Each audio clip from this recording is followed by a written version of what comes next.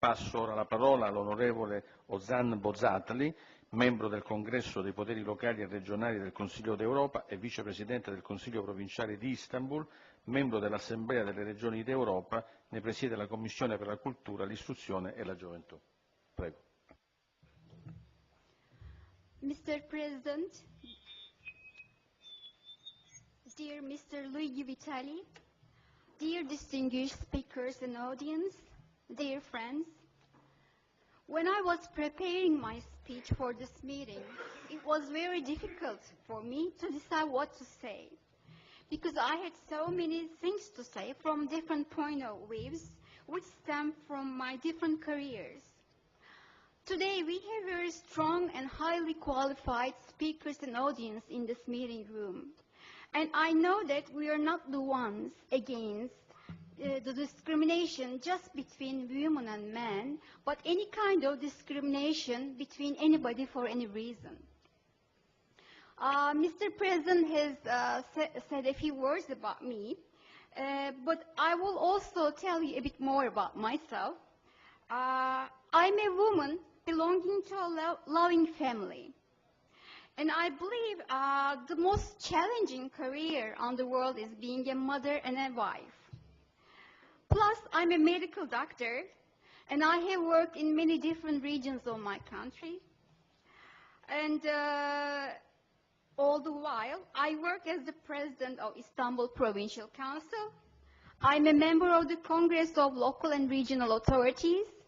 And last year, I was elected as the Vice President of Assembly of European Regions and also the President of Culture, Education, Youth and International Cooperation Committee of Assembly of European Regions.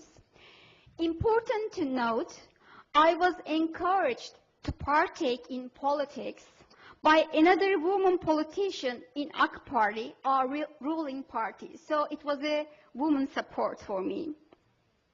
These different positions I occupy are just small examples to show that women have so many different roles in life. We have to motivate each other and help in our struggle with the challenges of being politicians. Many articles have been written about these challenges, and so many meetings have been summoned. That said, the Mediterranean region, with its prolific soil and warm climate, has been home to civilizations ever since. The countries around these civilizations, they are the inheritors of these civilizations. Inheritance in this context means responsibility.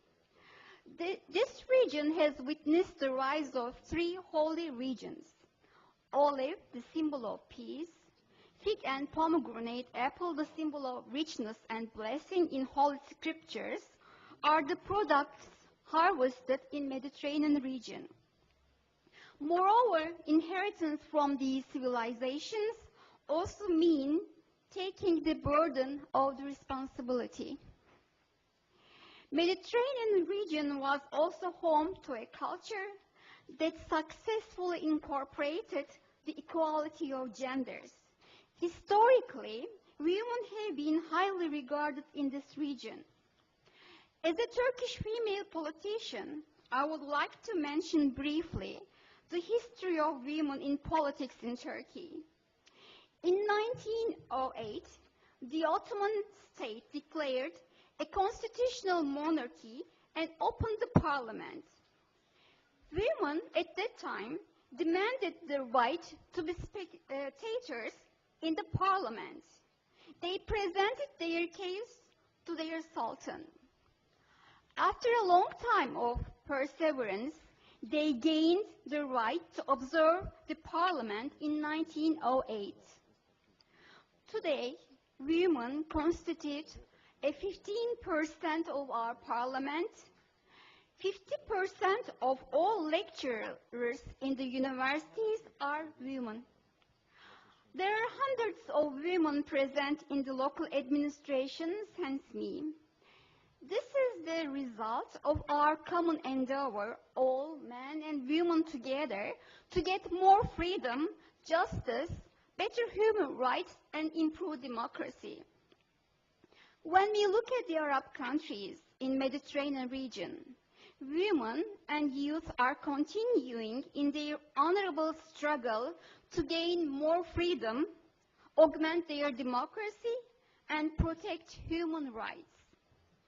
We are the children of civilizations that had historic relations. That's why joy in Rome and Seville will cheer in Istanbul and Jerusalem. Just as well, the mourning of a child in Gaza would hurt a mother in Ankara. The strong voice of women and youth in Cairo would echo in Tripoli, Damascus, and Istanbul with the same excitement. We are in a historical watershed where we understand and feel each other better as we share our joys and sorrows. We have great hopes for our future and feel confident of achieving them. In order to meet the legitimate demands of the nations in the region, economic, social, and political reforms have to be synchronously realized. The steps taken in this process will shape the future in a very different way. Women should take an active role in these actions. I salute with respect to the Arab nations, and especially women who put their dignified efforts on the way to more freedom and democracy. Last but not the least, I would also like to share my deep sorrow with you, first of all because of the earthquake we had in eastern part of Turkey yesterday, and also for the 32 young people and 3 children who were killed and another 20 were injured in the terrorist attacks during the last few days in southeast of Turkey. Our government and nation are responding strongly to those organizations who feed on grief and blood. One has to remember that no idea or claim can be made legitimate by using such violent means. As an Irish poet put it, those who plot the destruction of others often perish in the attempt. Thank you for your patience and listening.